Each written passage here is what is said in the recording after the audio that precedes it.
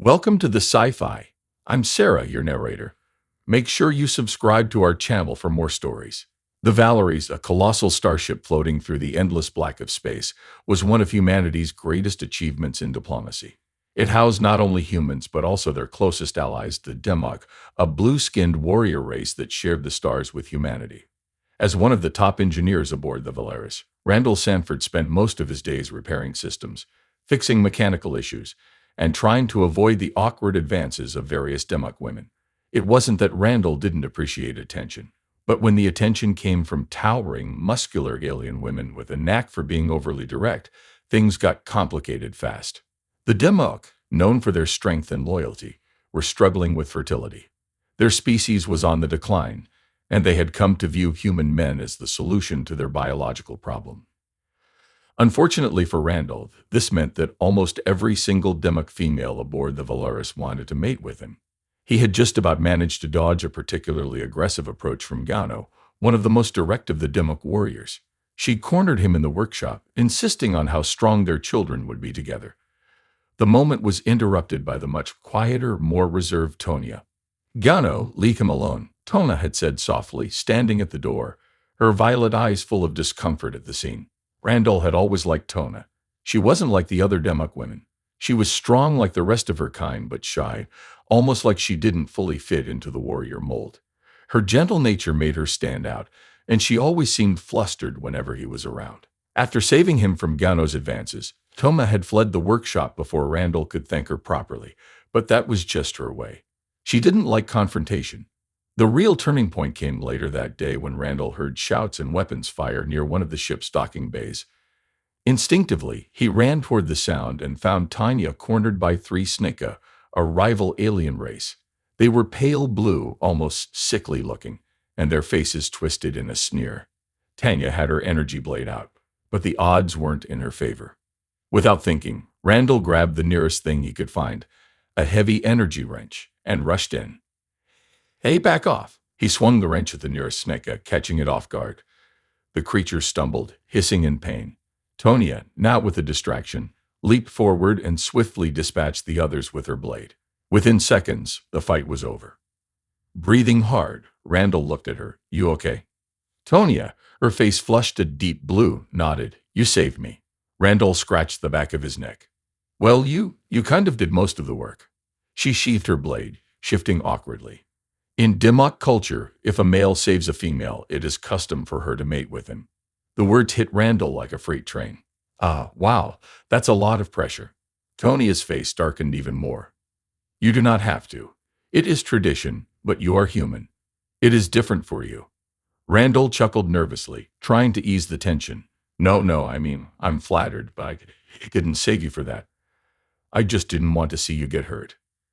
Her violet eyes flickered with surprise, then softened. "Thank you," she said quietly, turning to leave, her awkward steps betraying how flustered she was. There was something else there, though, something unspoken that lingered between them. Days passed, and the story of Randall's heroic act spread through the Demok ranks.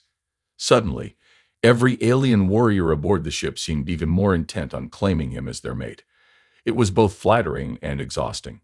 Bosun, Gano, and several others found new ways to accidentally bump into him, offering not-so-subtle suggestions about how strong their offspring would be. But Randall's thoughts kept drifting back to Tanya. She was different. While the other Demok women were bold and aggressive, Tomina was gentle. She never pushed him, never tried to corner him like the others. She was shy and almost unsure of herself, which Randall found strangely endearing. One evening, after a particularly exhausting day of avoiding yet another mating proposition, Randall decided he needed to clear his head. He found himself wandering to the observation deck, where the stars stretched out endlessly, shimmering against the black void of space. To his surprise, Tonya was there, standing quietly by the window, staring out at the stars. She didn't notice him at first, lost in thought. "Tonya," he said softly, not wanting to startle her. She turned quickly, her cheeks flushing dark blue. "Randall, I did not expect you here." He smiled, walking over to her. "Mind if I join you?" She shook her head, her fingers fiddling nervously with the hem of her sleeve. They stood in silence for a few moments, watching the stars. The quiet between them was comfortable, yet filled with something unspoken. Finally, Tomia broke the silence. I have been thinking, she said softly, about what you said, about how you saved me not because of tradition, but because you did not want me to be hurt. Randall nodded. Yeah, I just didn't want you to get hurt, that's all. She turned to face him, her violet eyes searching his face. In Demok culture, males are often seen as necessary for reproduction. It is rare for someone to care for us beyond that. Randall frowned. That's a little sad, don't you think? Tona nodded. Yes, it is why I have always felt different. I do not want to be seen as just a warrior or a potential mate. I want more. Rand's heart did a little flip. I get that, he said quietly. I felt the same way. For a long moment, they just stood there, the soft hum of the ship in the background. Then, with surprising boldness, Tonia took a step closer to him. I do not want to follow tradition just because it is expected, but I also cannot stop thinking about you. Randall's breath hitched. The space between them seemed to shrink. He could see the uncertainty in her eyes, but also something deeper, longing. I feel the same way, he admitted. I like you, Tun, not because of any weird custom, or because I'm expected to. I just like you. She blinked, surprised. You do? Randall smiled softly. Yeah, I do. Without thinking, he reached out and gently cupped her cheek. Her skin was warm, soft beneath his hand. Tonia's eyes fluttered shut at the contact, her breath hitching. Randall, she whispered, her voice trembling slightly. The next moment their lips met. It was tentative at first, almost hesitant, but then something inside both of them seemed to break free. The kiss deepened, their bodies pressing against each other. Tonia's arms wrapped around his waist, pulling him closer as the heat between them grew. It wasn't long before they found themselves in his quarters, the door sliding shut behind them with a soft hiss. The air was thick with anticipation, and Randall's heart raced in his chest. Tanya stood in front of him, her chest rising and falling rapidly. Are you sure? She asked softly, her voice barely above a whisper. Randall nodded, his gaze locking with hers. Yeah, I'm sure. They moved to the bed, Tanya's touch gentle but filled with purpose. As they lay together, the intimacy between them grew, not just physical but emotional too. There was no rush, no urgency, just the slow, steady exploration of each other, a deep connection forming between them with every caress, every soft murmur of pleasure. Tanya's hands moved over his body with surprising tenderness, her touch reverent, as if she were memorizing every inch of him. And in turn, Randall marveled at the softness of her skin, the way she responded to him, her shy but eager nature coming through even in this intimate moment. When they finally came together, it wasn't just about fulfilling some alien custom. It was about two people, different yet somehow the same, finding solace in each other.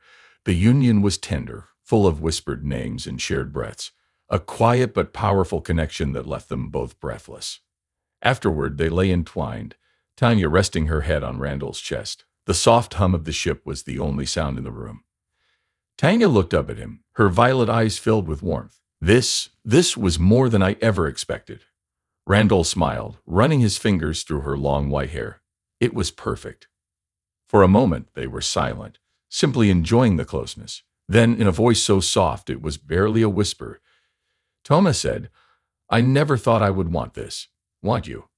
Randall's heart swelled at her words, a mix of tenderness and affection flooding through him. He pressed a soft kiss to her forehead, letting his fingers trace lazy circles on her back. You don't have to explain it, Tonia. I feel the same way. Tonia smiled faintly against his chest, the tension she so often carried seeming to melt away. I was always taught to follow tradition, to focus on duty above all else. But with you, it's different. I don't want it to be just about duty. Randall shifted slightly, tilting her chin so that she looked up at him. It isn't about that for me either. I didn't save you because I felt like I had to. I did it because I care about you, Tun, more than I probably realized until now. Tun's eyes softened, and her hand came up to rest on his cheek, her touch delicate. I've always been afraid of this, of wanting more. It feels selfish. Randall shook his head. It's not selfish to want something for yourself. You deserve that, Tonia, and if it's with me, then I'm all in. She blushed, her skin deepening to a rich blue. I would like that very much. For a while, they lay there in the soft afterglow, their bodies warm and comfortably tangled together. The overwhelming pressure that had once loomed over their relationship, of tradition, duty, and expectations, seemed to have dissolved, leaving behind only the quiet, simple truth of their connection. Randall looked down at her, his fingers gently stroking her hair. So, about this tradition. Ton glanced up, her smile returning. It is less important now. I do not need to follow it as long as I am with you. Randall's chest tightened at her words, a deep sense of fulfillment settling over him. I don't need to follow it either. We'll make our own way together. Tonia's smile widened, her face lighting up with a rare joy that Randall hadn't seen before. She leaned up, pressing her lips to his in a soft, lingering kiss.